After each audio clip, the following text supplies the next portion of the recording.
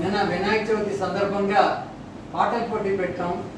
ఆ పాటల పోటీలో చాలా చక్కగా మన ఆర్యవేశ యువతులు అందులో పాల్గొని ఆ కార్యక్రమానికి చాలా మంది తెచ్చారు.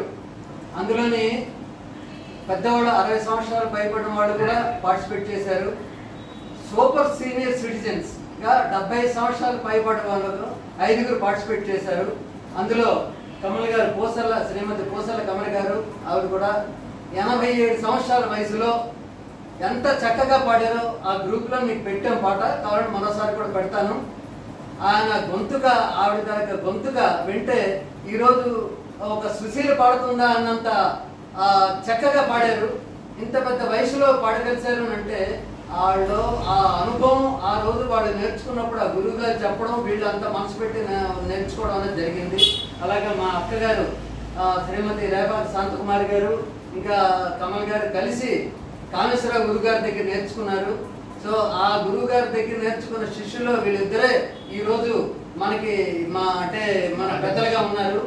ఇటువంటి వీళ్ళకంటారు కల్చరల్ అంబాసిడర్స్.